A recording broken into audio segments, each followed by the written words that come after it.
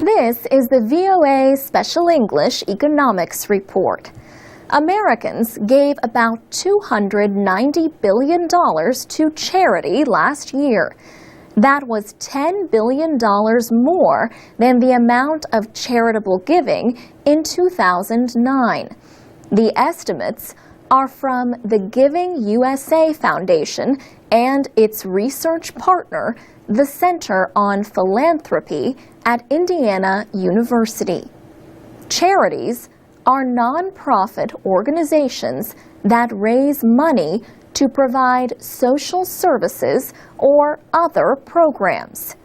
Giving USA has been reporting on charitable donations since 1956. The group estimates that about 75 million households gave to at least one charitable organization in the United States last year.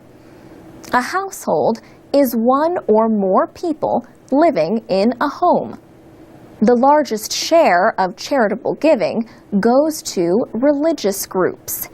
Giving USA says they received 35% of all donations in 2010. Some people give a percentage of their pay to religious organizations.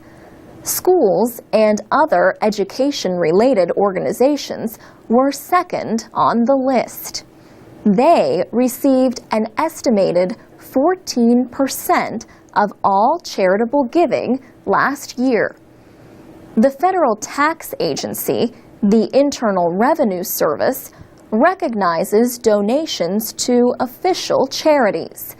Those who give to charity may be able to get tax breaks and reduce the amount of taxes they owe. People who give to charity may want to know how their donations are being spent.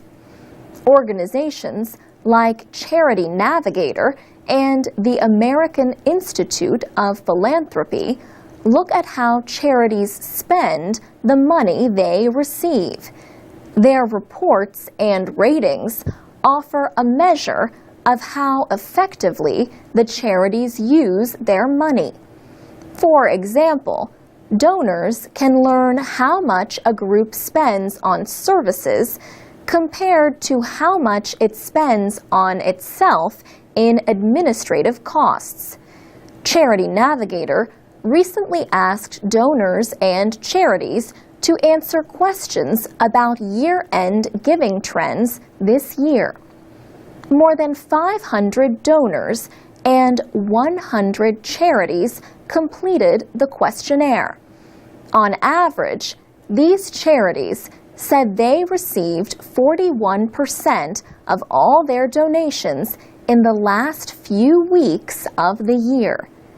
Charity Navigator also asked donors about the kinds of charities they would likely support this holiday season. Human Services rated at the top of the list. Arts, Culture, and Humanities rated at the bottom. For VOA Special English, I'm Alex Villarreal. Read, listen, and learn with our programs and English teaching activities at voaspecialenglish.com and on the VOA Learning English page on Facebook. This is the VOA Special English Economics Report. Pressure for financial reform has been building in Europe. In June, the financial services company Moody's Investors Service reduced Spain's credit rating. The rating was cut from A3 to Baa3. That means that Moody's officials believe the credit risk of Spanish debt has moved from very low to moderate. The company said it acted because Spain is borrowing about $125 billion in rescue loans for its banks. Debt markets punished Spain by pushing up the interest rate on its long-term debt to about 6.8%. That increases Spain's borrowing costs and hurts its already troubled economy. Spain was not the only country to get downgraded by Moody's. Cyprus got the same treatment. Recently, American Treasury Secretary Tim Geithner spoke at the Council on Foreign Relations in Washington. He said the increase in borrowing costs for European countries like Spain means European officials must move quickly to avoid growing costs. In his words, if you wait to move in these things and you let the market get ahead of you, then you increase the costs of the solution and you make it harder to get there. Once you decide, he said, there is no argument for doing it slowly. Germany, Europe's largest economy, has been pushing for economic reform in the 17 countries using the euro. But German Chancellor Angela Merkel has argued that her country is unwilling to put money at risk unless banking reform is enacted throughout the Eurozone. She warned that Germany's economic power was not unlimited. In early June, the European Commission proposed steps toward a common banking policy. The proposals include empowering nations to intervene when their banks are in trouble. But proposed changes may also bar support for failing banks. Some European leaders are pressing for an expanded European bailout fund. Germany has resisted providing new financial resources, but details of any deal with big European economies have yet to be decided. Europe's financial crisis is likely to be a major international issue in the weeks to come. For VOA Special English, I'm Alex Villarreal. You can read, listen, and learn English with more stories about economics and other subjects at voaspecialenglish.com. This is the VOA Special English Education Report. Teachers and parents usually call attention to the pictures when they read storybooks to preschool children. But a new study suggests that calling attention to the words and letters on the page may lead to better readers. The 2-year study compared children who were read to this way in class with children who were not. Those whose teachers most often discussed the print showed clearly higher skills in reading, spelling, and understanding. These results were found 1 year and even 2 years later.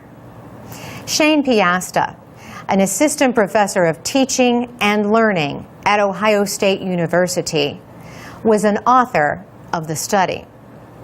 She says most preschool teachers would find this method manageable and would need only a small change in the way they teach. They already read storybooks in class.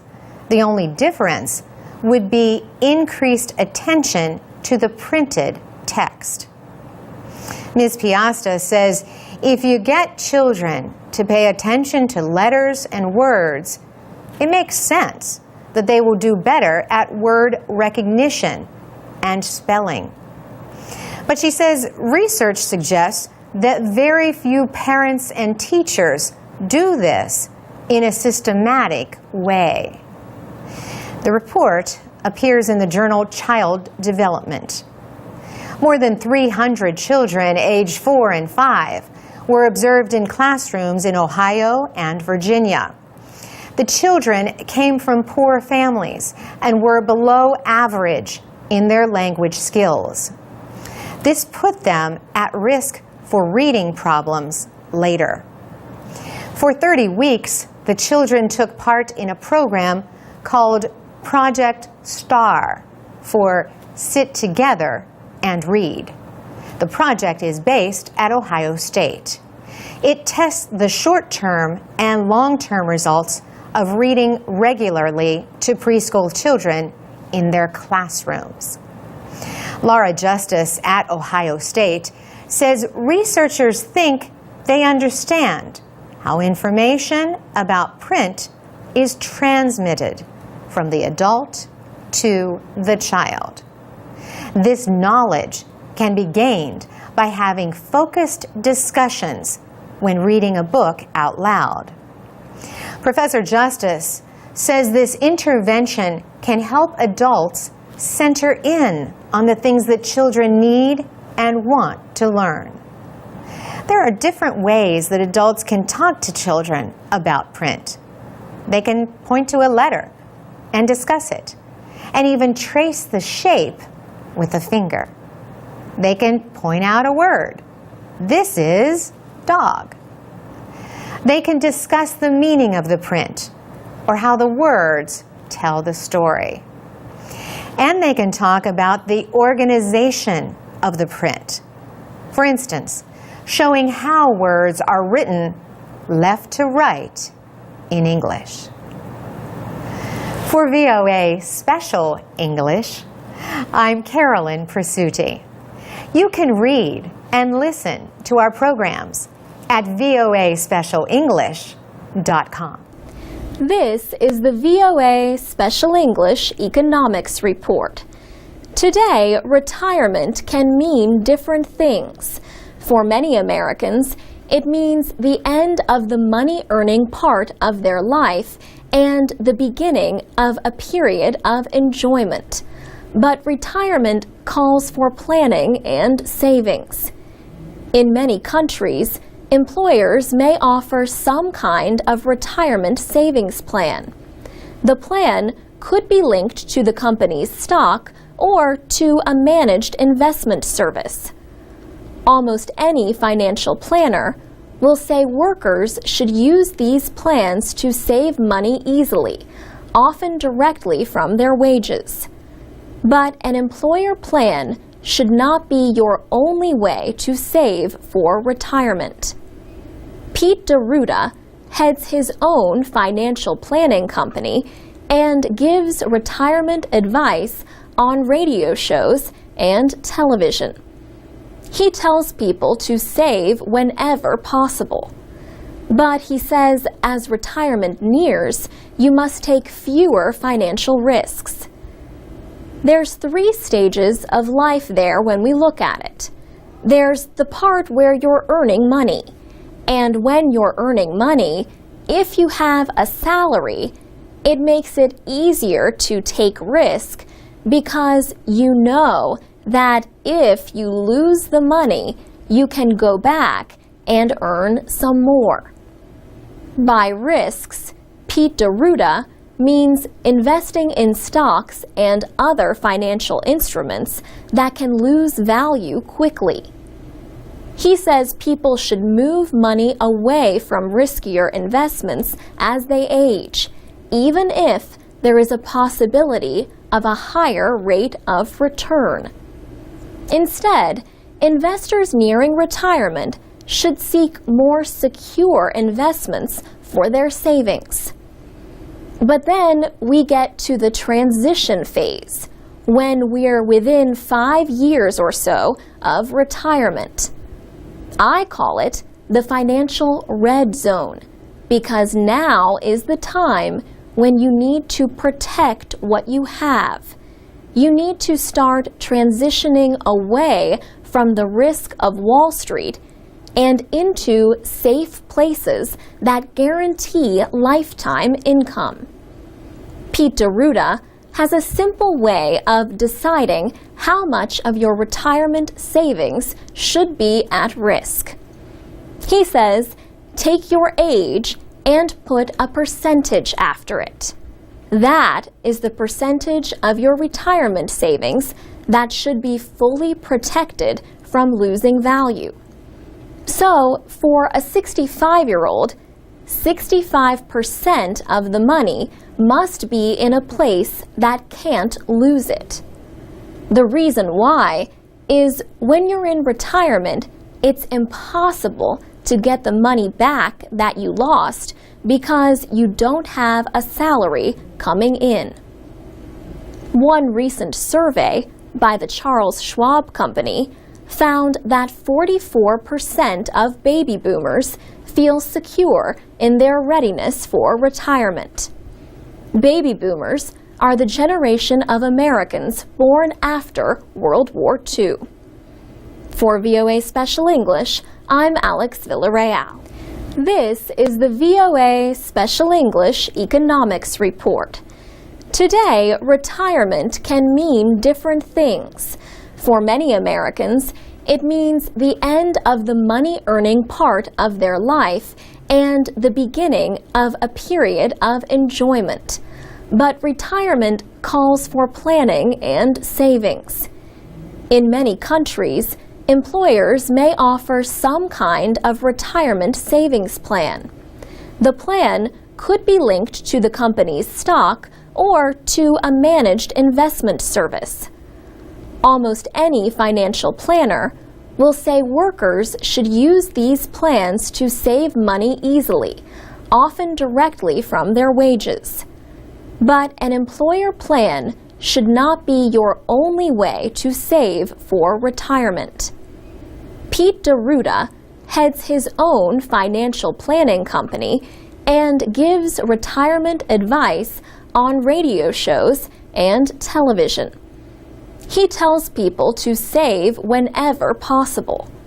But he says as retirement nears, you must take fewer financial risks. There's 3 stages of life there when we look at it. There's the part where you're earning money. And when you're earning money, if you have a salary, it makes it easier to take risk because you know that if you lose the money, you can go back and earn some more. By risks, Pete DeRuta means investing in stocks and other financial instruments that can lose value quickly. He says people should move money away from riskier investments as they age, even if there is a possibility of a higher rate of return. Instead, investors nearing retirement should seek more secure investments for their savings. But then we get to the transition phase, when we're within 5 years or so of retirement. I call it the financial red zone, because now is the time when you need to protect what you have.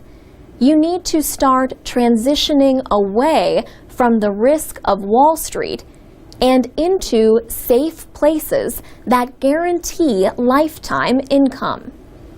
Pete DeRuta has a simple way of deciding how much of your retirement savings should be at risk. He says, take your age and put a percentage after it.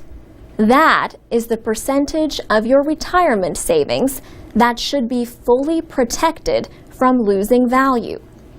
So, for a 65-year-old, 65% of the money must be in a place that can't lose it. The reason why is when you're in retirement, it's impossible to get the money back that you lost because you don't have a salary coming in. One recent survey by the Charles Schwab Company found that 44% of baby boomers feel secure in their readiness for retirement. Baby boomers are the generation of Americans born after World War II. For VOA Special English, I'm Alex Villarreal. This is the VOA Special English Technology Report. Call it medicine on a microchip. Researchers in the United States have developed the first wirelessly controlled device that can supply a drug directly into the body. A small chip is implanted under the skin. It contains the medicine, which it releases at preset times. The developers say the device could improve the lives of millions of people who take medicine for long-term illnesses. A company called Microchips began developing the device about 15 years ago. In February, the company released the results of its first successful tests in humans. The tests took place in Denmark with 7 women with osteoporosis. Osteoporosis causes bones to become weak and break easily. The disorder is common among older people, especially women. Many patients have to give themselves daily injections of medicine.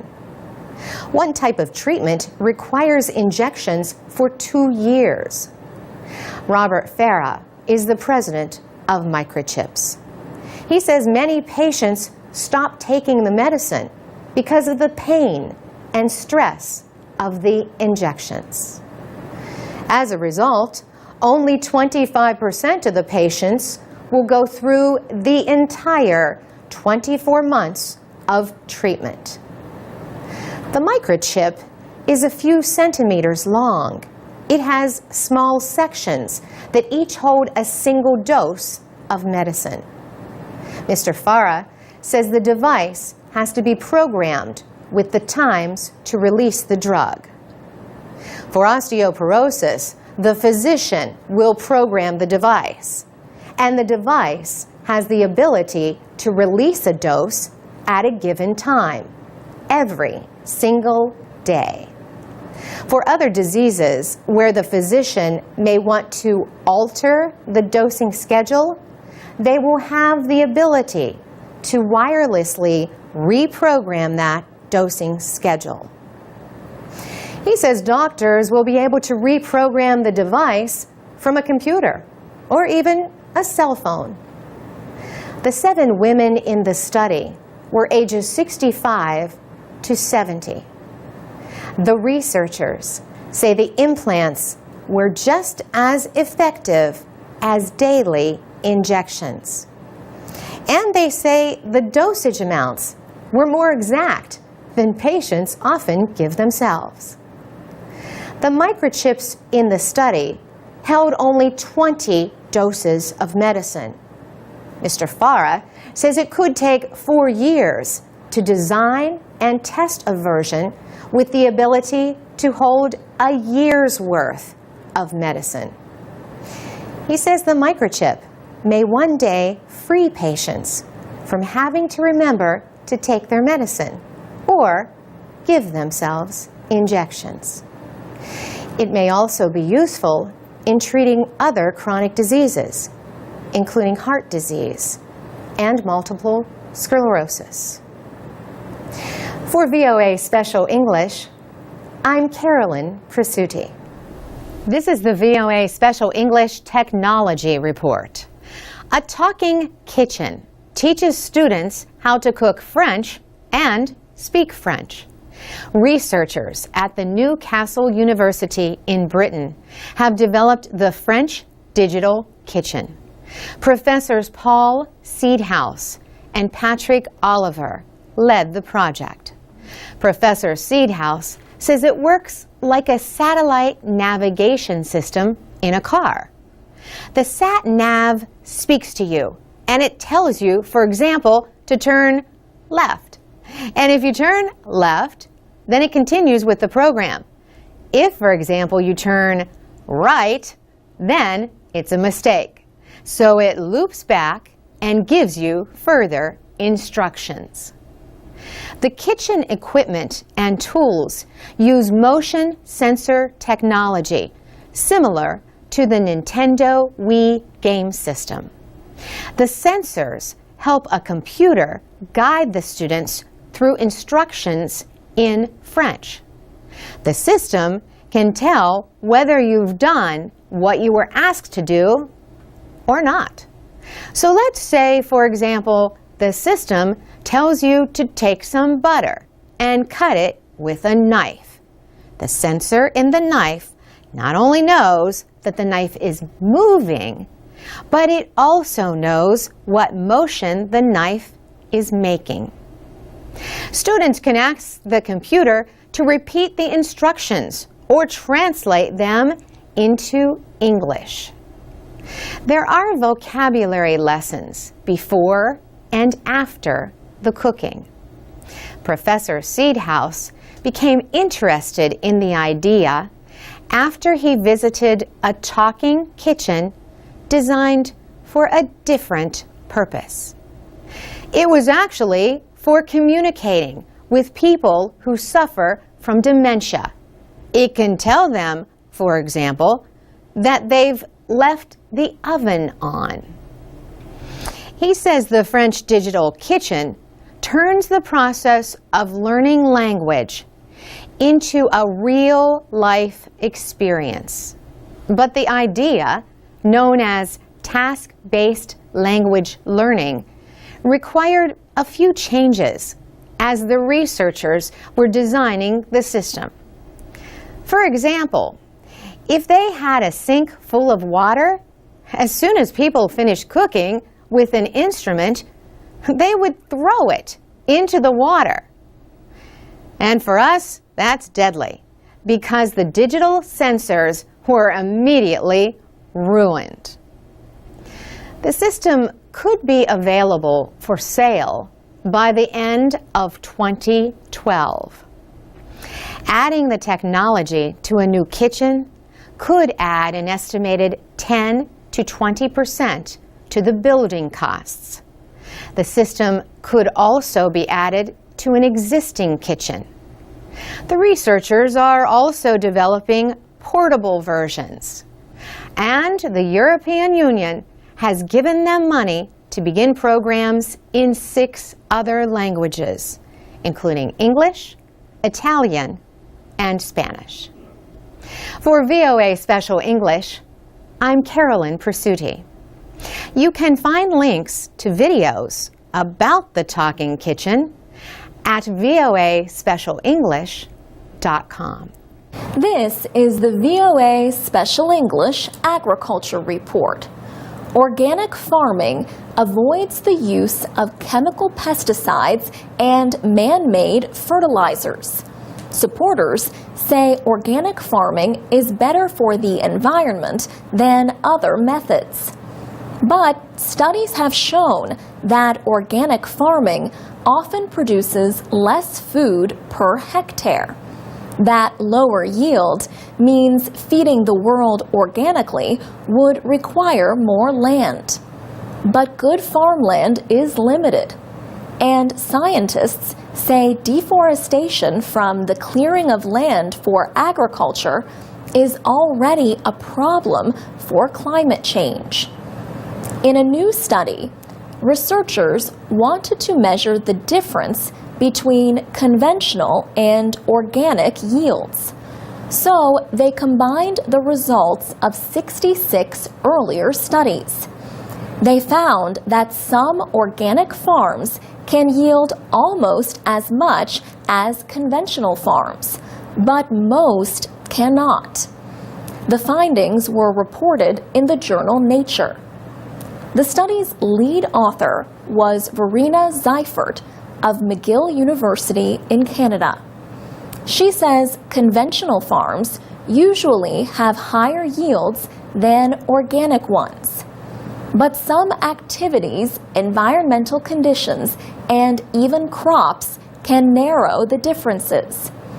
On average, organic farms produced 25% less compared to conventional farms. But yields of organic fruits and other perennial crops nearly equaled the yields from conventional ones. So did the yields of legumes such as soybeans. Legumes produce some of their own nitrogen fertilizer. However, organic vegetables and cereal crops had a lot lower yields compared to conventionally grown crops. Ms. Seifert says the soil on organic farms holds water better, and that can reduce the yield difference. Also, organic farmers can improve their yields by making sure crops get enough fertilizer. But increasing the nitrogen is harder to do organically using just animal waste and crop rotations. Organic farmers rotate food crops with plants that fertilize the soil. But while these cover or fertilizer crops are growing, food crops have to be grown on other land. And if farmers use manure, they have to feed the animals that produce it. And that requires grazing land or cropland. The United Nations says world demand for food will grow 70% by the middle of the century. John Reganold is a scientist at Washington State University. He says no one should dismiss organic agriculture as part of the solution. He says farming is increasingly a mix of organic and conventional methods. For VOA Special English, I'm Alex Villarreal. This is the VOA Special English Economics Report. The best example of something is often called the gold standard. It sets the standard against which other things are measured. In economics, the term describes how major trading nations once used gold to set currency values and exchange rates. Many nations continued to use the gold standard until the last century. In the United States, people could exchange paper money for gold from the 1870s until 1933. Then President Richard Nixon finally disconnected the dollar from the value of gold in 1971. From time to time, some politicians call for a return to the gold standard. But in 1978, the International Monetary Fund ended an official gold price.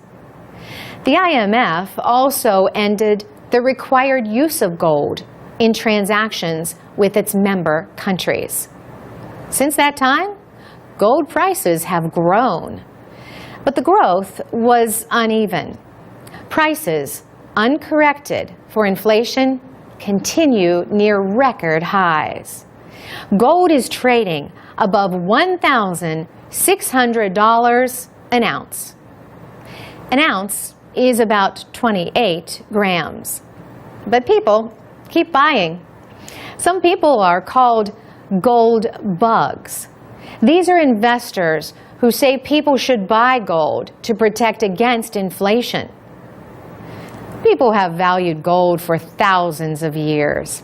The soft, dense metal polishes to a bright yellow shine and resists most chemical reactions.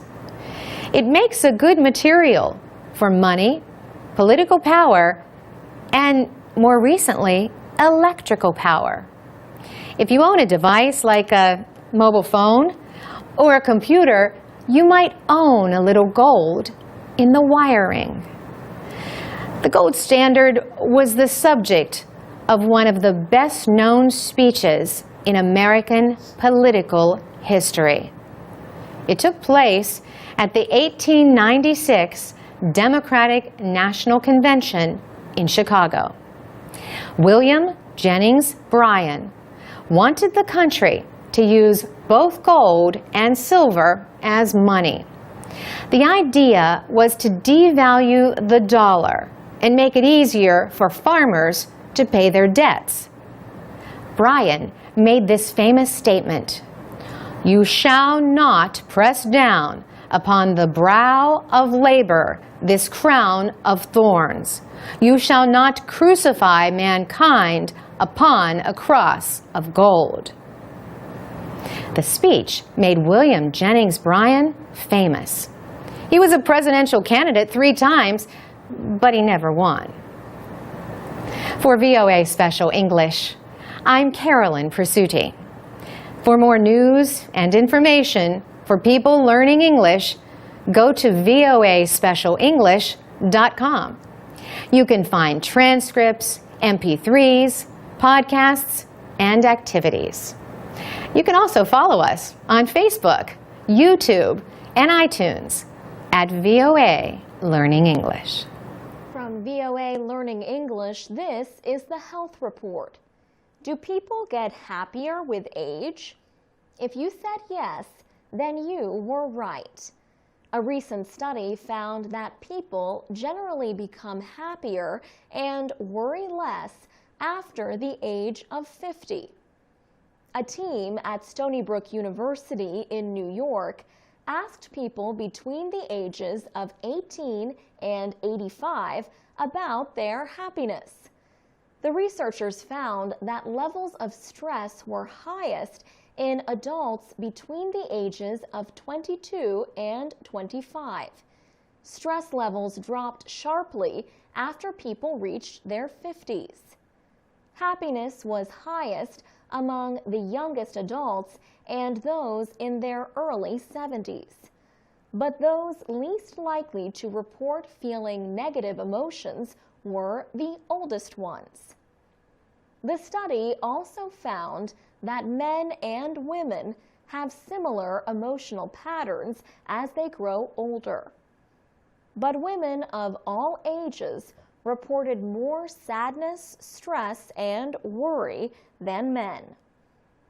The researchers also considered possible influences, like having young children, being unemployed, or being single. But they found that these situations did not affect the levels of happiness and well-being related to age.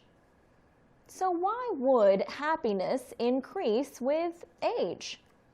One theory is that as people get older, they become more thankful for what they have and have better control of their emotions. They also spend less time thinking about bad experiences. Happiness is not the only thing that seems to improve with age. Another study found that people in their 80s reported the fewest problems with their sleep. Researchers had expected to confirm the popular belief that sleep problems are connected to aging. The survey found an increase in sleep problems during middle age, especially in women. But overall, people reported that they felt their sleep quality improved with age. For VOA Learning English, I'm Alex Villarreal. This is the VOA Special English Economics Report. How much does a college education cost? In the United States, the College Board releases yearly reports on prices at colleges and universities. The group bases its findings on published tuition and fees, meaning the prices officially listed by the school. Students might pay less, for instance, if they receive scholarships.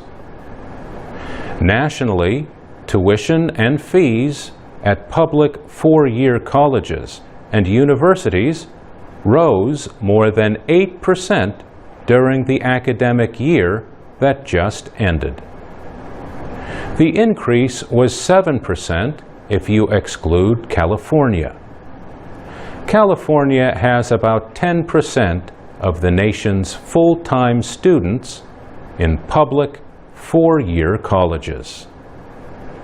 In-state tuition and fees averaged more than $8,000 nationally, The average total charge, which includes housing and meals, was $17,000. The total charge for students from out of state was $30,000. Tuition and fees increased 4.5% at private nonprofit four-year schools. That was still higher than the inflation rate. The average was $28,500. For-profit schools charged an estimated $14,000 in tuition and fees. That was up 3.2% from the year before. One way for parents in the United States to start saving for college when their child is still very young is called a 529 plan. The plans are named for the part of the federal tax law that created them in 1996. All 50 states and the District of Columbia offer them. Private investment companies operate most of these plans, and each state has its own rules. Many plans are open to families from other states. 529 plans offer different investment choices. Families must decide how aggressively they want to put money into stocks, bonds, or other investments that can rise or fall in value. There are limits on how much families can put into 529 plans. Another choice is called a prepaid tuition plan. Parents can pay for an education at a public college or university in their state while their child is still growing up. But what if the child decides to go to school out of state, or not at all? The money can go to educate another family member, or the parents can withdraw it and pay taxes on the gains. There are other ways to save for college while also saving on taxes. One way is to put money for a child into what is called a custodial account until the child becomes an adult.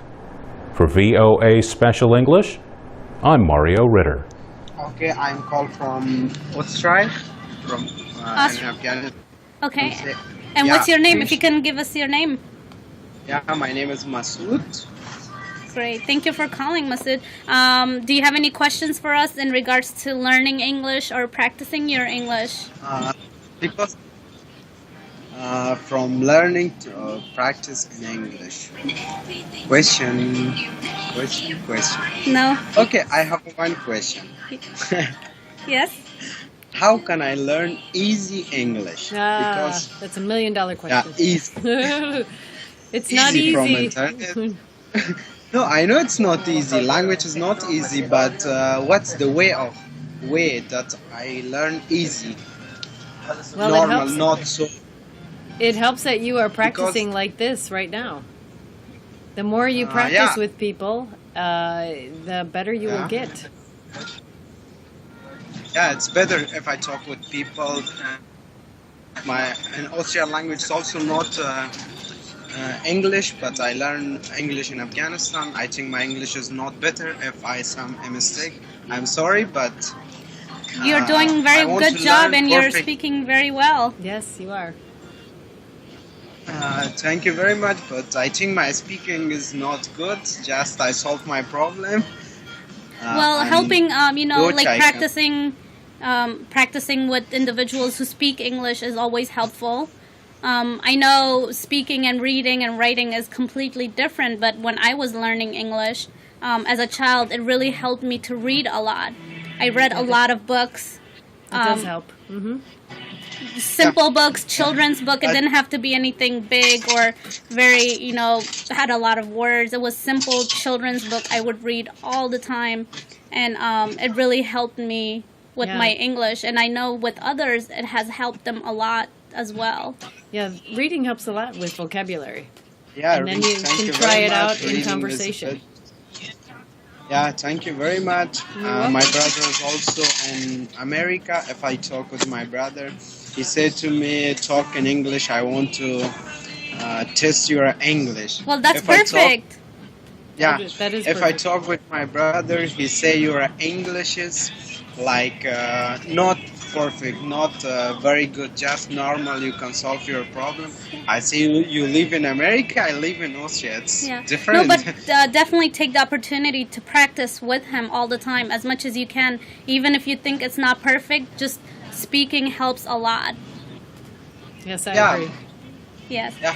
Thank you very And also we have, I'll send you the link in inbox. We have our Learning English department here at Voice of America who provide a lot of good materials to practice. Absolutely. So you can go on that Okay. website and learn more and get more materials. We're just talking to people about how they learn English and how they practice English. Well, well, we live in London. Now we are going to college. So our English is quite better, quite good. And How long have you guys been living in London? we're here for 4 years, I think. 4 years? Okay. And what do you guys study? Oh, well, I'm studying science, and he's studying English. Okay. And what are you hoping to do with that? With science? What do you want to do with that in the future? Well, I have planned to study biomedical science. You know biomedical science. So how you said you're studying science, and so you already know English quite well. Is that right? Yeah, my English is quite well. Yeah. And your friend? You said he's studying English? Yeah, No, I just study IT course, but I finished improving my English now. So next year I'm going to study IT course. Okay, great. And how do you practice English? Do you practice English with your friend or with people you meet? Because I went to school, so I've been in school for 1 year. So after that, they put me in college because I finished my school year 11. So now I'm going to college for the moment. So I finished my entry 3. Great. And now I'm going to college. They said to me, you have to do level 1 IT course. So I choose my level 1 IT course. So I'm going to do that for 2 years now. Oh, that's great. Were you studying any English in Afghanistan at all? Never. Never? Yeah, but he did. You did? I did, but not a lot. I did just, there's in Afghanistan, there's one subject English in all the school. There's maybe there's 12 subjects, one subject English. That's not good enough to learn English. How do you study your English? Where did you learn your English? I just learned my English in school and also in Azraq English Language Institute. Great. When did you start learning it? How many years have you been studying? If you're asking the real question, so I started my English in the Taliban regime when I was in third class of school. So I was in Paktia province, I was learning there. So after that I was learning something in school and also in Azraq Institute. Yeah, and how do you practice your English? I don't have any practice now, just I'm working with foreign people, so this is the cause that my English is going to be proceed, and I'm promoting my English by speaking with them, and they are asking questions from me, and I'm responding to them. This is why that sometimes I'm not good English. My name is Alam Khan. I'm basically from Afghanistan, from the Ghazni province, but right now I'm living in United States since last 6 months. So I would like to say a warm hello to both of you, especially to your dear guest. Hi, Maria. Hi. Thanks for calling. Thank you. Nice to meet you. Yeah. You too. Nice And to meet you. what state are you calling us from? I'm living in Virginia, so I'm calling you from Virginia. Oh, wow. You're really close to us right here. Yes, about 20 miles. That's right. Well, what are you doing now? I don't have any job here, but today I called you to ask some questions from Miss Maria because I'm trying to learn it and I'm trying to improve my English. Okay, no My problem. English is so weak, so I didn't attend any classes in my country and not here. I think I am not allowed to attend any class, But in my country, I don't attend any class. Here, I am trying to learn some things from internet, especially to follow some websites. So that is why I called you today to ask you if is it possible to give me some website address to improve my English, to study more, to know about movies, public speech, and something else like that. There's so much. There's so much. But VOA has a lot of material if you've looked on their website. And also there's another one that's called americanenglish.state.gov. There's so many resources. Thank you for calling us on Talk to Us Afghanistan with Nargis and Maria. Hi. Yeah, good. And what part of Afghanistan are you calling us from? From Kabul. From Kabul. Capital of Afghanistan. Great. And do you have any questions for us that we may help answer you today? No, I don't have any question, but I want to tell you I'm very happy to contact viewers. This is the only achievement for me to call it to viewers. Oh, well, thank you for calling us. And what, if I may ask, what do you do in Afghanistan?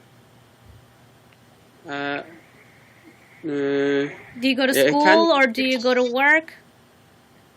Yes, I work with a private organization here in Afghanistan,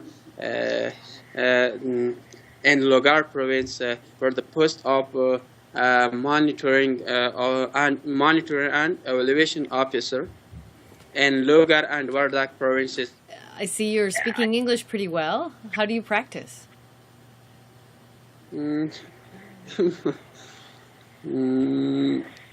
But I'm good in the English talking, but sometimes I have some problem in talking.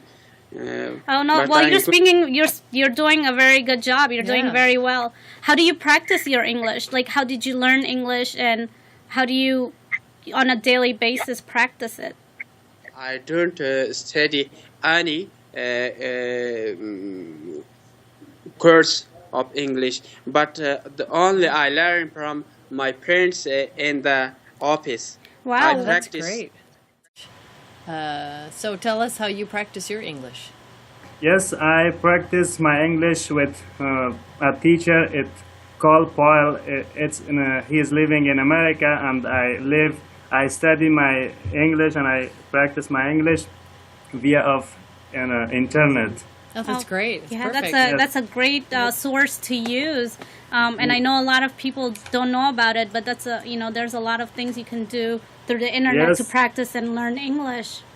Yes, the website is Learn Real American English and Learn Real English.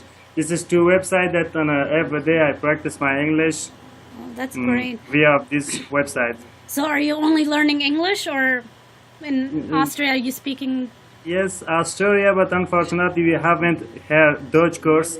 In this case, I did not learn in a Dutch course in a Deutsch up to now, but I can speak Dutch, but not too much, a little.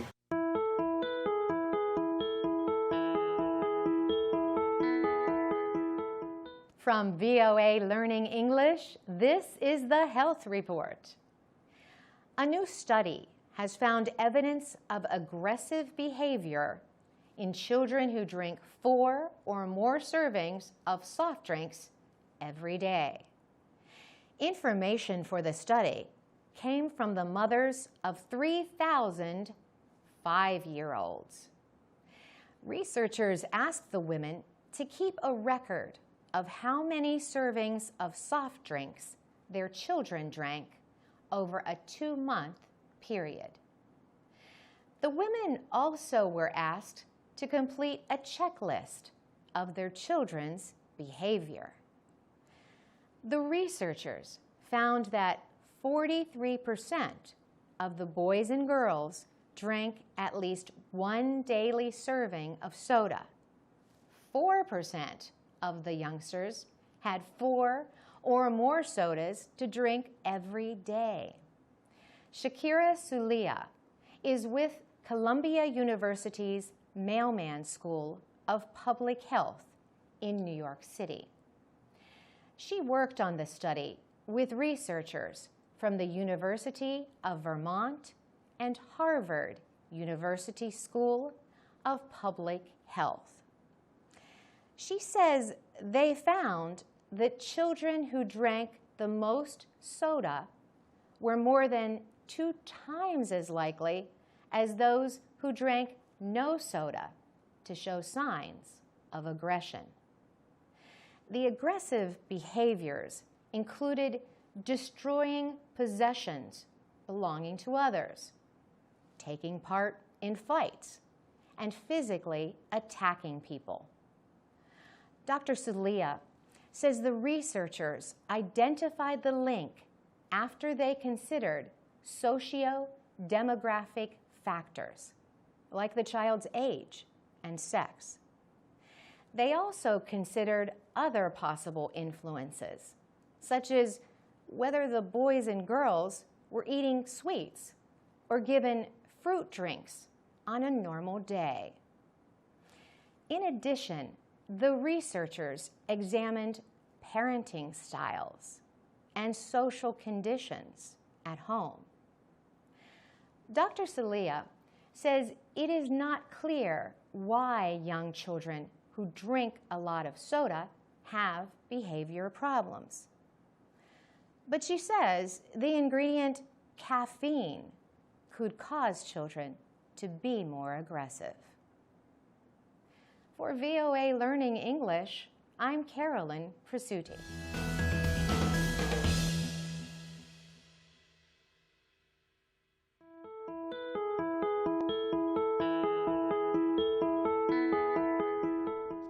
From VOA Learning English, this is the Technology Report. China's Tianhe-2 supercomputer has been rated number 1 on the top 500, a list of the world's most powerful computers. Experts measured the supercomputer's performance at 33.86 petaflops, or quadrillions of operations per second. China's National University of Defense Technology developed the supercomputer, which runs twice as fast as the number 2 rated Titan supercomputer. That machine belongs to the U.S. government's Oak Ridge National Laboratory in the southern state of Tennessee. Tianhe-2 and Titan are part of the race to make supercomputers faster and more powerful. So, what is a supercomputer? A basic personal computer has one microchip at the center of its operations. This central processing unit, or CPU, carries out a set of commands as part of a pre-designed program. The first supercomputers had a few more CPUs. The number grew as microprocessors became cheaper and faster. Andrew Grimshaw is a computer science professor at the University of Virginia. He says many supercomputers today are called parallel machines. Instead of one CPU, they have thousands. These parallel machines are made up of many individual computers called nodes. They are positioned in one block. They use a lot of power, create a lot of heat, and require huge cooling systems.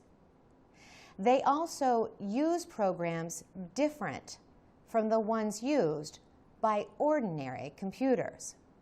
Professor Grimshaw says anyone with enough resources can build a supercomputer to solve problems that require millions of mathematical calculations. For VOA Learning English, I'm Carolyn Prasuti.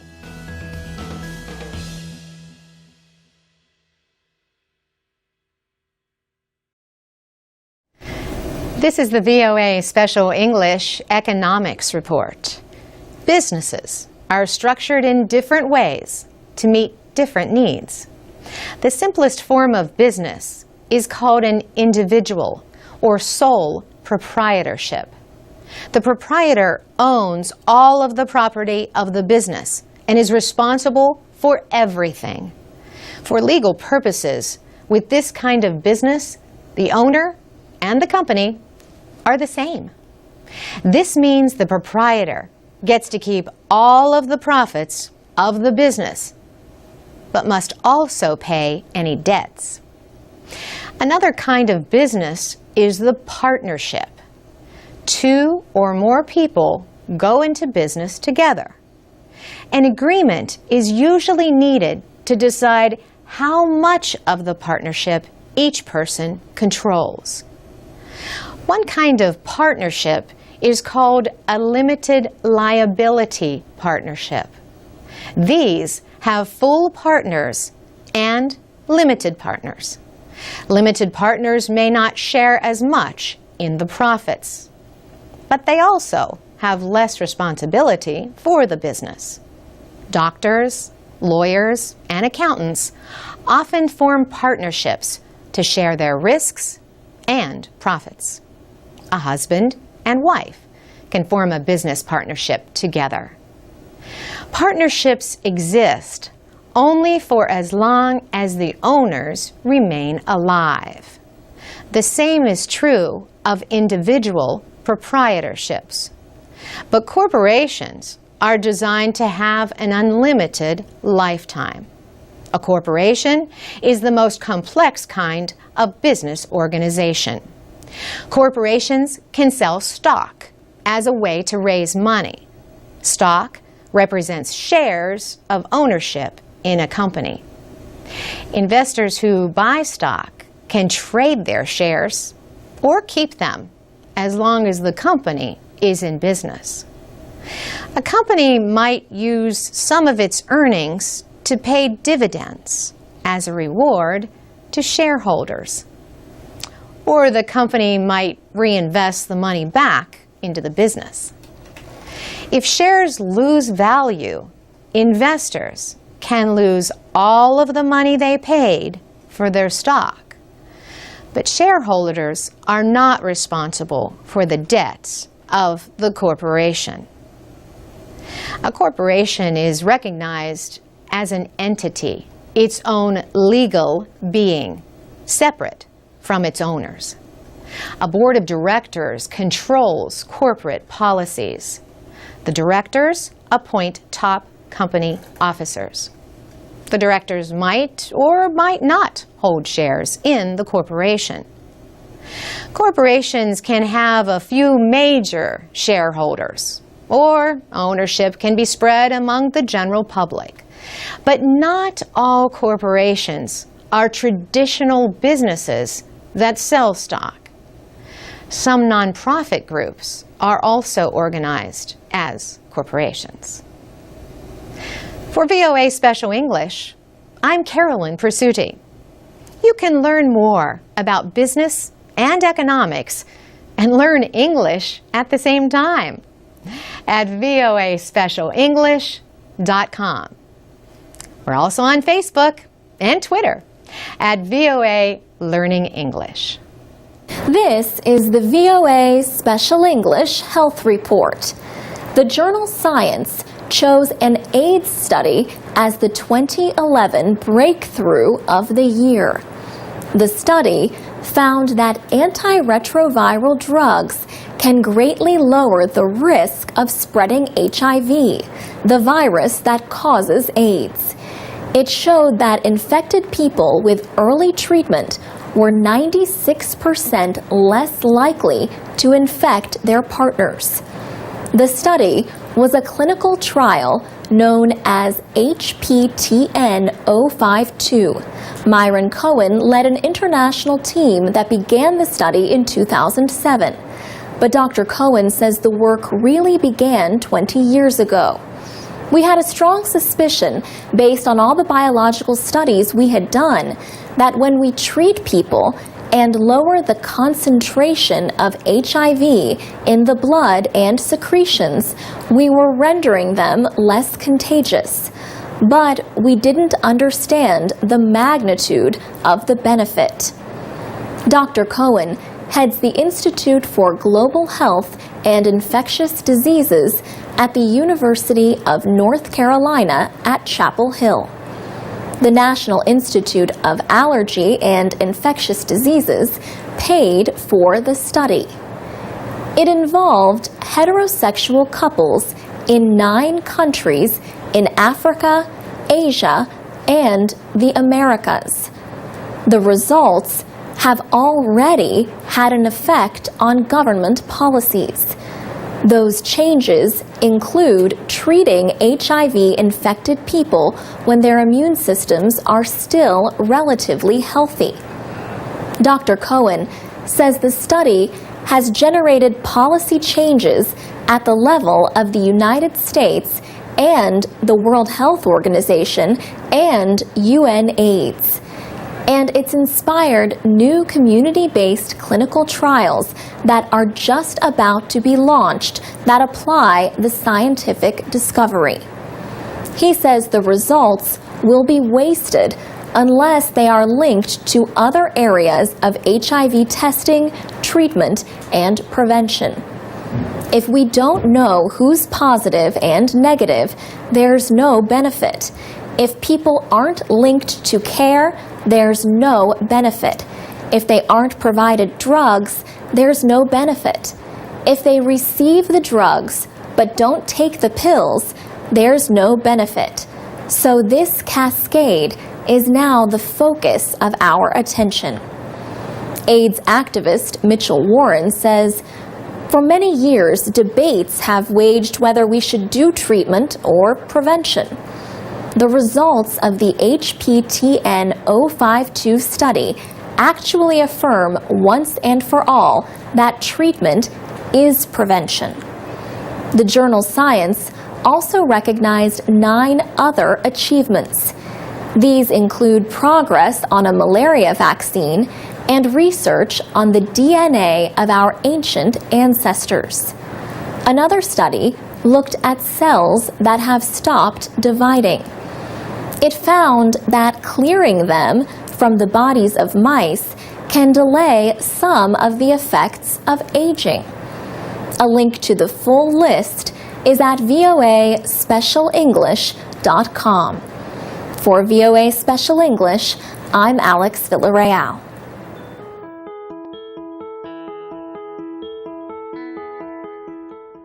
From VOA Learning English, this is the Education Report. A United Nations agency estimates that 516 million of the world's women cannot read and write. The UN Education, Scientific, and Cultural Organization, UNESCO, says programs are needed to help illiterate women learn, although they are past school age. Women make up 2/3 of all illiterate adults. The majority of these women live in West Africa. Many girls in that area never go to school. But in Liberia, a new education program is giving women in their 30s, 40s, and 50s another chance to learn to read and write. Pauline Rose heads UNESCO's Worldwide Monitoring Report on Education for All. She says being illiterate causes huge problems in daily life. She notes situations like not being able to read directions on a medicine bottle or the number on a bus. Ms. Rose says illiteracy affects not only the women, but also their families, because women are often the main caregivers of children. She says when women are illiterate, they are less likely to use health services. Some countries, like Senegal, have improved women's literacy rates through government efforts. They tell more girls in primary school and community programs about the importance of education. But there are still many nations where less than 1 in 4 women can read and write. They include Niger, Benin, Mali, and Burkina Faso. Ms. Rose says these countries need literacy programs that target women. Liberia, for example, has launched a Second Chance literacy campaign to teach women. Liberia's Ministry of Education says 5,000 women currently study in adult literacy programs across the country. For VOA Learning English, I'm Alex Villarreal.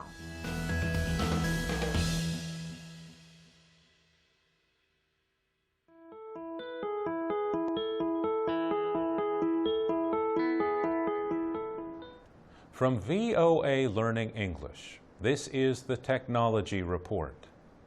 Many sports competitions use cameras to help officials make the right call. Now, goal line technology is being used in international soccer. The move to goal line technology follows international pressure on football's governing body, FIFA, after a missed call in the 2010 World Cup. Video replays of a game clearly showed that England's Frank Lampard had scored a goal against Germany. However, that goal was denied because neither the referee nor the linesman saw the ball cross the goal line. The incident caused such an outcry that FIFA approved the development of goal line technology. That technology was used at the Confederations Cup in Brazil in June. Bjorn Linder is the chairman of Goal Control, the German-based company that won the goal line technology contract for this year's Confederations Cup. His team spent weeks in Brazil before the games as part of the FIFA certification process. He says the system has 14 cameras connected to a computer. Computers track the path of the ball in real time and reconstruct the play.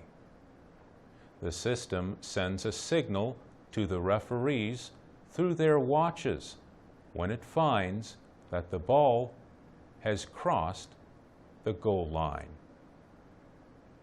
Electronic eyes on the goal line may settle arguments, but the data is still only a reconstruction of reality.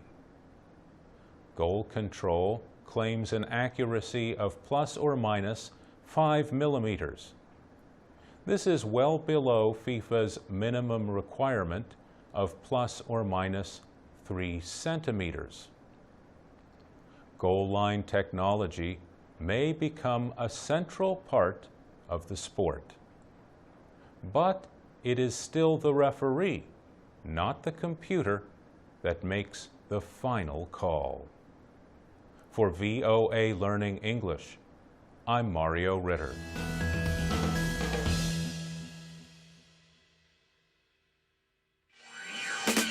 These people are playing a sport called Ultimate Frisbee in Denver, Colorado.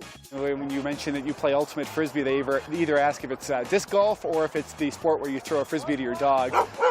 No, it's neither of those, unfortunately. Scores like football, runs a lot like basketball, but kind of has positions and plays like soccer. Ultimate Frisbee is basically kind of like soccer with a disc.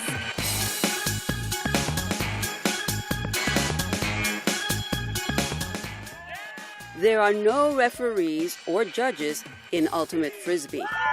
Good game! With Ultimate, there's something called the spirit of the game. It is a self-officiated sport, so everybody's responsible for settling their own disputes on the field. You can cheer each other on. Even the other team congratulates you on good play, and that's the way it should be. It's awesome. So I bring my little girls, and they love it because I think it teaches them that girls can do anything. They can compete with men. They can beat men even better. On this day, each team has both men and women. This is a co-ed sport. Every team has to have 3 of each gender on the field at all times. Age does not keep people from playing. I'm a 50-year-old guy, and I could come out here and play and still be competitive against younger people, and I get a workout that I can't make myself do other ways. I'm Milagros R.D. Wow. This is the VOA Special English Health Report. Tobacco companies are fighting efforts in the United States and Australia to make their products less appealing. In Washington, a federal judge recently blocked the Food and Drug Administration from requiring new warning labels on cigarette packs. Judge Richard Leon ruled in a case brought by 5 tobacco companies. The judge temporarily stopped a new federal rule to require large new warnings starting next September. These include color images, such as a dead body or diseased lungs. Simple text warnings now appear. Congress called for color images showing the dangers of smoking, similar to what Canada does. But the tobacco companies say the new requirements approved in June violate their free speech rights guaranteed by the Constitution. Judge Leon said the FDA could not require the new labels before a lawsuit against the government is decided. Some experts say the process could take years. The judge said he believes the cigarette makers are highly likely to win their case. He says the images are designed to appeal to emotion, rejecting government arguments that they are purely factual. He accused the government of trying to use the labels to promote an obvious anti-smoking agenda. The head of an anti-smoking group, the Campaign for Tobacco-Free Kids, called the decision wrong on the science and wrong on the law. About 1/5 of American adults are smokers. The World Health Organization says tobacco kills nearly 6 million people worldwide each year. More than 600,000 of them are non-smokers who breathe other people's tobacco smoke. In Australia, tobacco companies want to stop what would be the world's most restrictive laws on cigarette advertising. Cigarettes could be sold only in plain olive green packages. Only the brand name and health warnings could appear. The new rule is to go into effect in December of 2012. Tobacco companies say the measure violates the Australian Constitution. They say it would unjustly reduce the value of their brand names and trademarks. Health Minister Nicola Roxon says the government is ready for a legal fight. She says the new rule will be a big win for families who have lost a loved one to tobacco-related illness. For VOA Special English, I'm Carolyn Presutti. This is the VOA Special English Agriculture Report. Old properties and empty lots in cities and towns around the United States are finding new life as urban farms. Echo City Farms in Edmonston, Maryland is located near shopping centers, car repair shops, and homes. The neighborhood is a working-class community. People do not have very much money, and they have limited access to fresh food in markets. Over the past 2 years, the farm has attracted volunteers from the community, like Marcy Clark. She schools her 4 children at home. On a recent day, she brought them to Echo City Farms for a lesson. Her children harvested rows of spinach, mustard greens, lettuce, Swiss chard, and carrots. It's important that the children understand the connection between the food that they eat, the soil, the air, the pollution, how all this is connected to their well-being, she says. Her son Alston agrees. You connect with the earth where your food comes from. You appreciate the food a little bit more. Margaret Morgan Hubbard started Echo City Farms. She thinks of it as a place where people can learn to live healthier lives. Our view is that what happens in a community influences the culture of that community. So our idea was growing food in a community and showing that you can have farms even in urban areas. Redefines what's possible in that area, in that community, and brings people together. Every piece of what we do here is a demonstration to show people everything about how to have a sustainable community, she says. That means not only farming food and raising chickens and bees, but improving the soil with compost made from food waste. 16 wooden bins are filled with worms. Their job is to eat the food waste and help make it into compost. Echo City Farms is an off-the-grid experimental operation. The farm gets its power not from the local electricity grid, but from the sun with solar panels.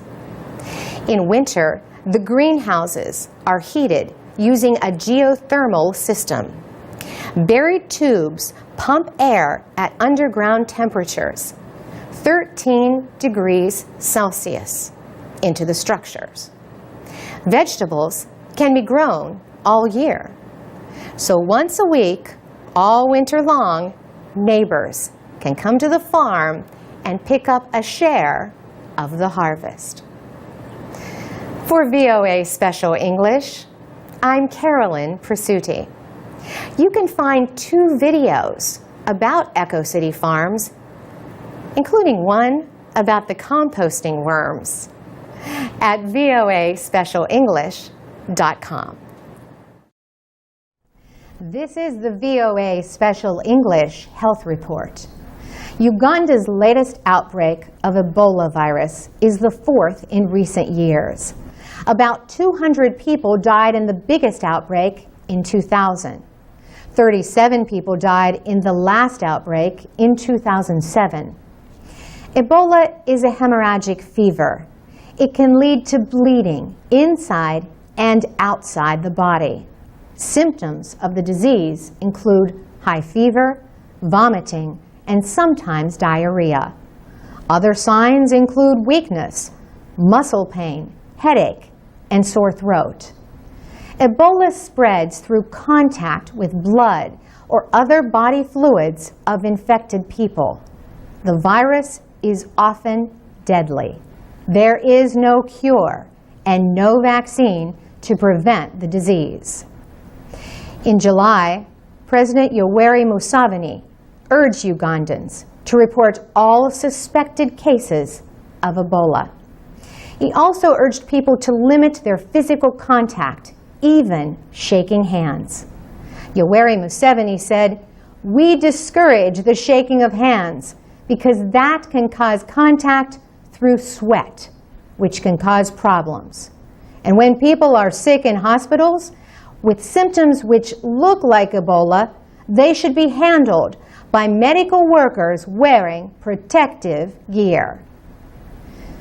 President Museveni also warned people to let medical workers bury suspected Ebola victims. He said, "Please do not take on the job of burying him or her. Call the medical workers to be the ones to do it, because they are the ones who can do it safely." Most of the cases in the latest outbreak have been reported in western Uganda. A World Health Organization official said the first cases in July were mistaken for cholera. But Dennis Luomafa from Uganda's Ministry of Health says Uganda has improved its ability to identify cases of Ebola. He said Uganda is probably in the lead when it comes to dealing with hemorrhagic fevers in Africa.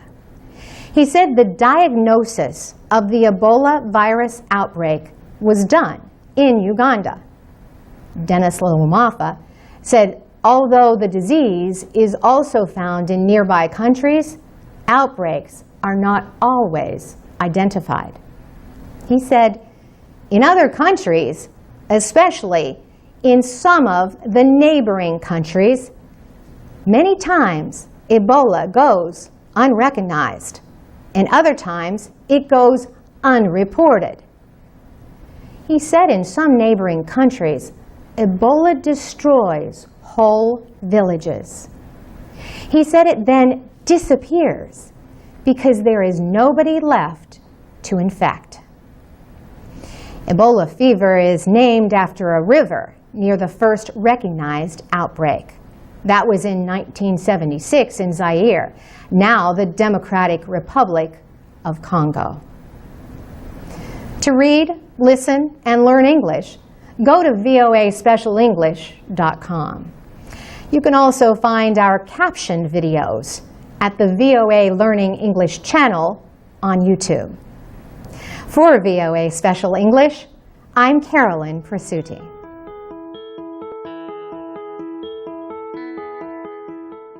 From VOA Learning English, this is the Education Report.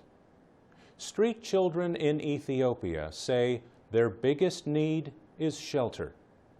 But a study shows that local non-governmental organizations and community groups rarely offer what the street children want. The international aid group Save the Children did the study. One of the researchers says the limited services provided by local NGOs do not match what the children see as their greatest needs. Save the Children talked with children living on the streets in 5 major cities, 3 regional towns, and 8 rural villages. The children discussed many subjects, including their needs, their health, and the risks they face. There are about 30,000 street children in Ethiopia. About 17,000 of them live in the capital, Addis Ababa. More than half of the children do not have access to shelter or enough food.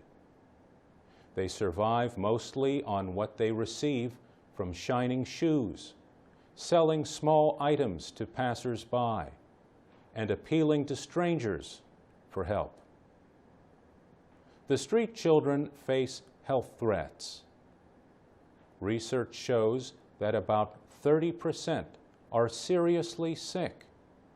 but most do not have any kind of treatment available.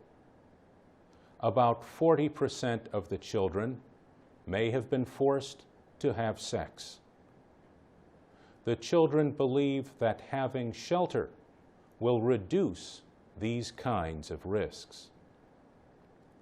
The child assistance group Goal Ethiopia used to provide shelter for street children, but it found that this discouraged the children from re-entering their own communities. The Ethiopian government is finishing work on a national social protection strategy. It will include new ways of providing support to families to reduce poverty and keep children off the streets. For VOA Learning English, I'm Mario Ritter.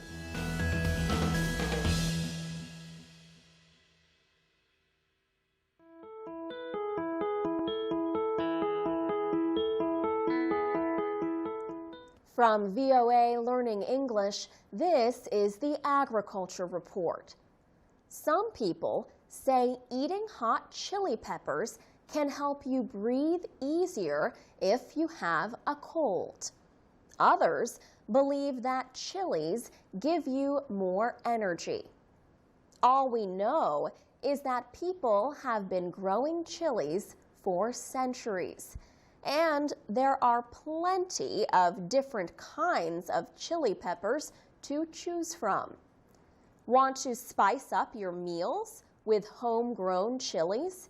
They need a warm climate. If you plant the seeds outside when the weather is cool, place a glass over them. That will add warmth from the sun and protect them from wind. You can also start the seeds in your home or a greenhouse. If you plant chili peppers inside, fill an 8-centimeter pot with soil. The pot should have holes on the bottom so water can run out.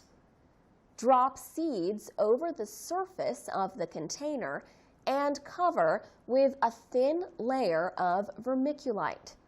Vermiculite is a material that can hold air, water, and nutrients. Then cover the top of the pot with a see-through plastic bag. Hold the bag in place with a rubber band. Place the pot in a warm area. You should take off the bag when the chilies start growing. When the plants have reached about 2 centimeters high, place each one in its own pot. When the roots show through the holes on the bottom of the pot, transplant each seedling into a 12-centimeter pot. When the plants are 20 centimeters high, tie the plants to a stick placed in the pot to support them. When the chili peppers are 30 centimeters high, pull off the tops with your fingers. That should get new branches to grow. When the first flowers show, give the plants some potash fertilizer. When the weather is warm, put them into 5-liter pots and place them outside. Make sure they get lots of light and water. For VOA Learning English, I'm Alex Villarreal.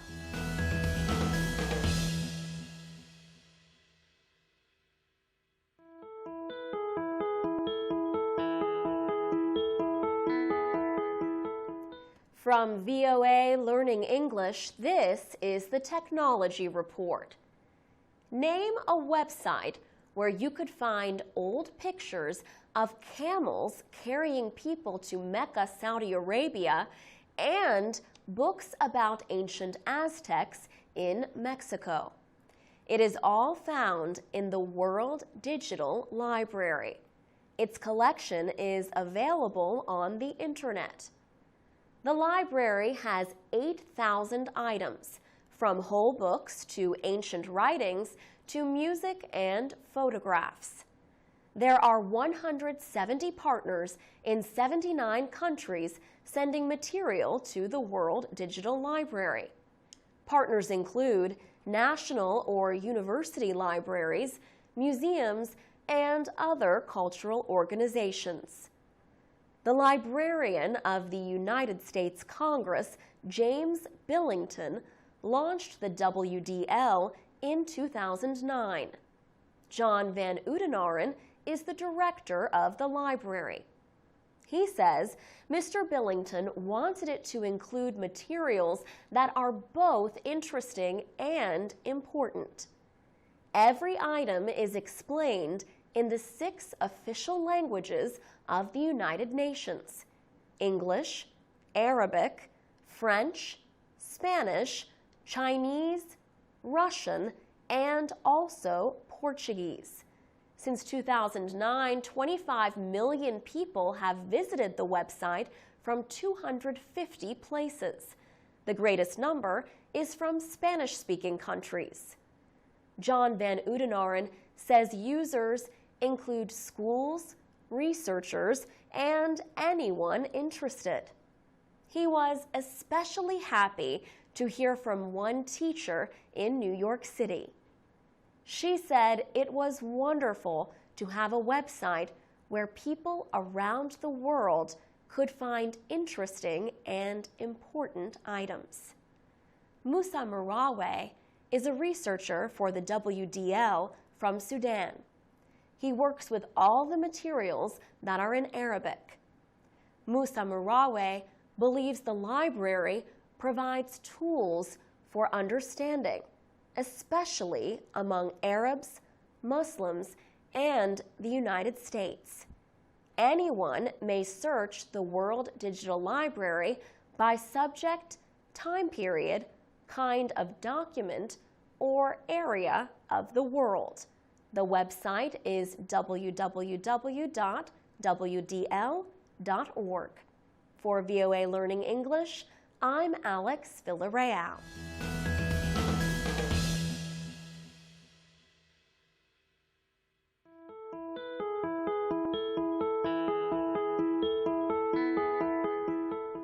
From VOA Learning English, this is the Technology Report. Name a website where you could find old pictures of camels carrying people to Mecca, Saudi Arabia, and books about ancient Aztecs in Mexico. It is all found in the World Digital Library. Its collection is available on the internet. The library has 8,000 items, from whole books to ancient writings to music and photographs. There are 170 partners in 79 countries sending material to the World Digital Library. Partners include national or university libraries, museums, and other cultural organizations. The librarian of the United States Congress, James Billington, launched the WDL in 2009. John Van Oudenaren is the director of the library. He says Mr. Billington wanted it to include materials that are both interesting and important. Every item is explained in the 6 official languages of the United Nations: English, Arabic, French, Spanish, Chinese, Russian, and also Portuguese. Since 2009, 25 million people have visited the website from 250 places. The greatest number is from Spanish-speaking countries. John Van Oudenaren says users include schools, researchers, and anyone interested. He was especially happy to hear from one teacher in New York City. She said it was wonderful to have a website where people around the world could find interesting and important items. Musa Marawe is a researcher for the WDL from Sudan. He works with all the materials that are in Arabic. Musa Marawe believes the library provides tools for understanding, especially among Arabs, Muslims, and the United States. Anyone may search the World Digital Library by subject, time period, kind of document, or area of the world. The website is www.wdl.org. For VOA Learning English, I'm Alex Villarreal.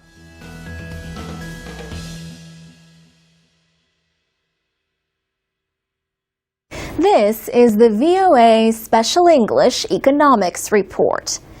The chief executive who presented the latest and coolest electronics to the world has stepped down.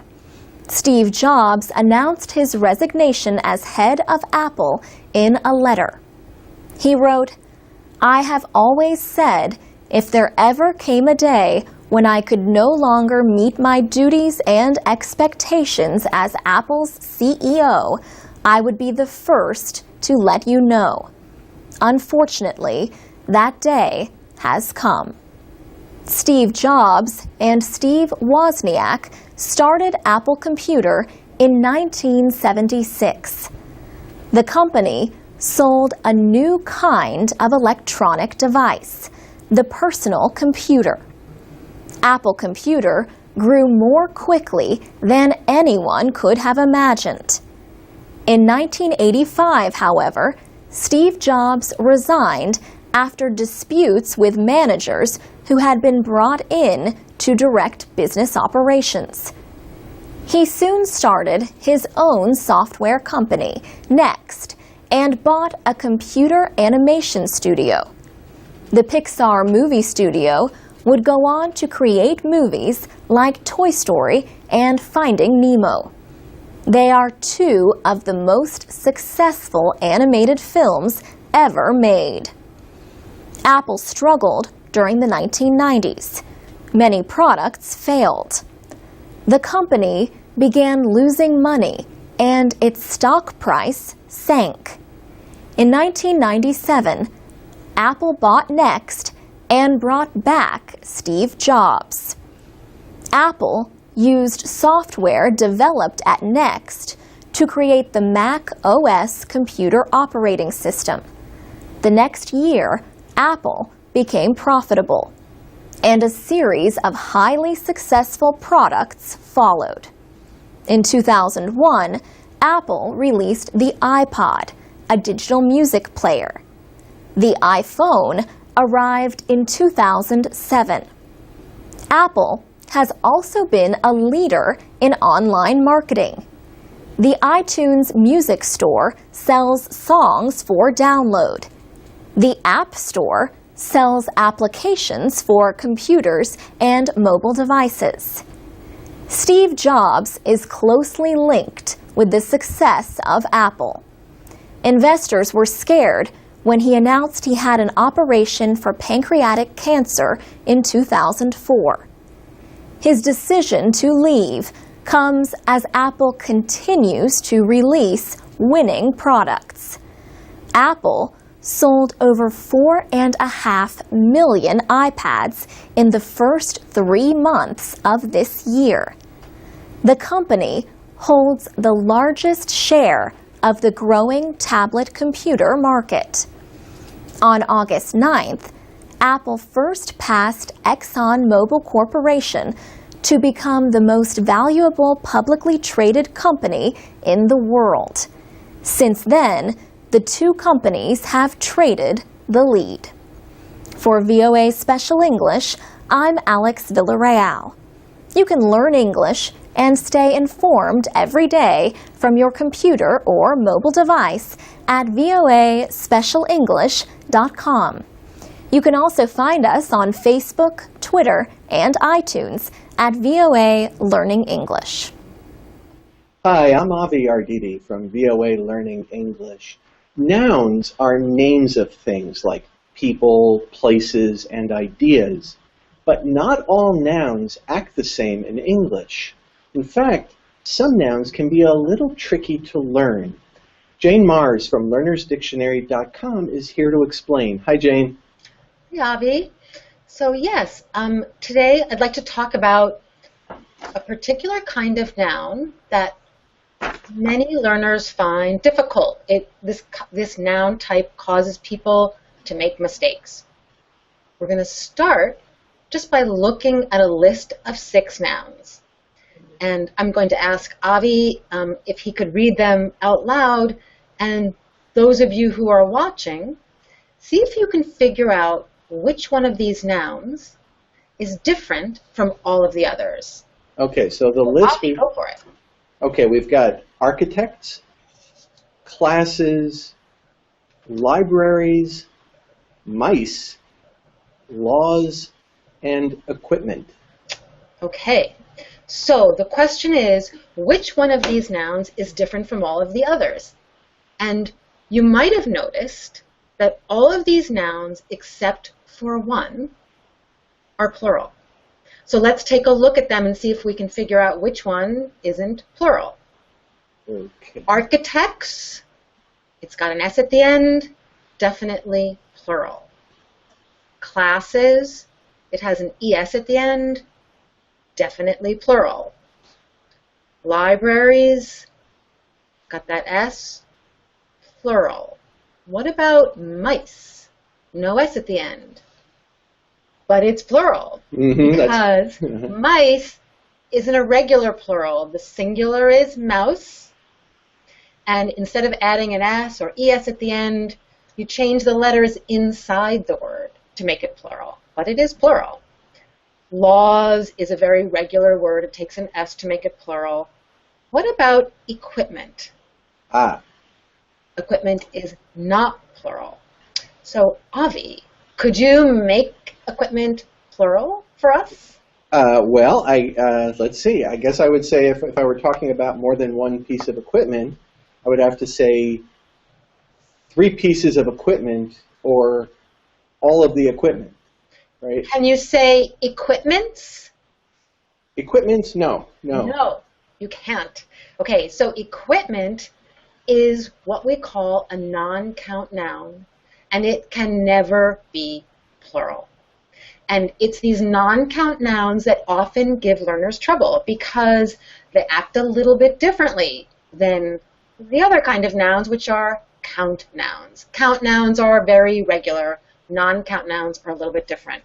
So what's different about non-count nouns? And Avi, if you could work on bringing up the next slide, we can take a look. All right, there we go. Avi's working on that. So the first thing we know. Okay, the slide is up. Thank you. Non-count nouns don't have plural forms. There is no such word as equipments. Don't say it. The next thing that's different about non-count nouns is they can't be used with plural verbs. So this informations are wrong is a wrong sentence, okay? You can't say that. Information is a common noun that is non-count. And so if we want to talk about this idea, we have to say this information is wrong. Or these pieces of information are wrong. That's true. Right. The next thing that's different is that, okay, well, this is a little obvious. They're called non-count nouns. You can't count them. You can't say one homework. Homework is another very common non-count noun. You can't say 2 homeworks, 5 homeworks. You can't even say a homework because a means sort of the same thing as 1, and that's counting. And then finally, non-count nouns can't be used with the words many or few. So if you want to talk about how much homework you have, you can say, I have a lot of homework. I have so much homework. I have a little homework, I have some homework, but not many homework or few homework. Now, we've seen what's different about non-count nouns. The really tricky part is to know which nouns are non-count because it's not obvious. So I'm going to give you 3 tools that will help you figure out which nouns belong in this group. And Avi, if you could work on bringing up the next slide. Okay. We're going to see a picture of a dictionary entry. It's from a learner's dictionary. And if you look in a good learner's dictionary of English, you will find information about nouns that are non-count. Okay, we've got the, what was up? Now let's get it up, pull it up again here. Give me just a second here. Okay, yeah, this slides up. Okay, so here is the entry for equipment in Merriam-Webster's Learner's Dictionary. This is our online dictionary. And right underneath the word equipment, and I've highlighted in red for you, it tells you non-count. Okay, so that's really easy. Look it up in a dictionary, and of course dictionaries don't have to be books anymore. You can find them on computers, you can download them onto your smartphones. So it's pretty easy to get to a dictionary. And now, Avi, if you can go to the next slide, I'm going to talk about another way of learning which words are non-count. And that way has to do with non-count nouns tend to come in categories. Okay, the slide is up. Here's a list of some common and useful categories of non-count nouns. So the first one is liquids. You see water, coffee, even gasoline. Think of gasoline as it pours, it's liquid. Shampoo, anything that pours, really, we could say. And then sort of the opposite of liquids is solids. Ice, steel, concrete, things that are like hard. Okay. Then what I call tiny bits, things that come in little tiny particles or specks, like sugar, flour, salt. You can also think of this category as something that you could make a pile of. Then there's spreads, and these are things that you can spread on food, mostly on food actually, yeah. Maybe sunscreen, we could say, you could spread on your body. And it is a non-count noun. So the next one is weather. And you can see there a list of different kinds of weather, and these are all non-count nouns. And then finally, feelings. Okay, so this is a really good set of categories to keep in mind. However, there is an exception that we need to talk about. So Avi, I'm going to need your help here. Okay. So I want you to take the word coffee, and I want you to take the phrase 2 coffees, and tell us a situation where you might use it. Give us an example. Okay, well, let's say I invite you to a coffee shop, and we're sitting there, and the wait person comes over and says, what will you have? And I'd say, can we have 2 coffees, please? Okay, exactly. Now, why? We've just gotten finished saying that coffee is a non-count noun, and here's Avi using it with the word 2 in plural. What's he doing? Well, when Avi says 2 coffees, what he really means is 2 cups of coffee, and cup is a container and it's countable. So once you're referring even indirectly to a container, now it can be count. So you can say 2 waters, 2 coffees, 2 shampoos would be a little bit different. That would mean like 2 times that you wash your hair.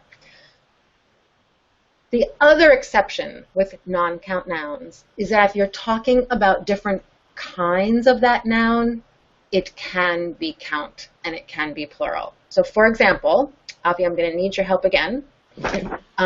Can you talk about, let's see, the word ketchup and make it plural, so we have ketchups, and put that in a sentence for us. Okay, let's say I go to the grocery store and I've got to buy a bottle of ketchup. And I go to the aisle and I'm trying to decide because there's so many different kinds, and I'm thinking to myself, look at all of these ketchups. Okay, exactly. Right? All right. So Avi there is talking about different kinds of ketchup. He's also actually talking about bottles, but even if they didn't come in bottles, he's talking about different kinds. So maybe he wants to buy 2 of them and serve 2 ketchups at dinner. So if it's more than one kind of a non-count noun, it can be plural. And if it's containers of a non-count noun, it can be plural. So those are the exceptions. All right, now, Avi, if you can work on bring up the next slide. Okay, we've got it ready. Give me just a second here. Okay, it's up. I'm going to talk about one more way of predicting which nouns are non-count. And here what I'd like to suggest is that you memorize these words. These are among the most common non-count nouns. I've organized them into groups that seem to go together. And if you know these, you know a lot. You're going to do much better. So number one, furniture, luggage, and equipment. Those are all things that, even though you might have separate pieces of them, so you might have a couch and a bed and a nightstand, we still talk about it as one singular thing. We say, my furniture is old, no S. Same thing with luggage and equipment. The things in item number 2, those are all kind of, they kind of go together as information, knowledge. Ideas. Ideas, thank you. Number 3 is 2 words that have to do with money. Number 4 is words that have to do with getting dressed. Number 5 are words that have to do with school. Number 6, bread and pasta, 2 very common things to eat that are both non-count. And number 7 are things that belong to the fine arts, music, art. You could also put literature in this list. And so if we say arts with an S at the end, we're talking collectively like different kinds of arts. That's right. So a common expression, you might talk about the fine arts. And that means, just as you say, different kinds of artistic endeavors. Okay, now we're all set with the learning. Now we're going to do the practice. So, Avi, if you can bring up the next slide. Okay. And those of you who are watching, you should have a pen ready, or a pencil, and a piece of paper. Okay. Here's a quiz. And for this quiz, each item has one word underlined, and we want you to look at the sentence, and Avi's going to start reading them aloud. Okay, Just good. write down, is it count? You can write a C, or non-count. You can write NC. Go ahead, Avi. Okay, well, I'm trying to get the slide up so everyone can see it. Let me give it one more click here. Okay, our quiz is up, and we start with the sentence, Georgette sleeps with 2 pillows. Is pillows count or non-count? Question 2. The furniture needs to be moved. Is furniture count or non-count? Third question.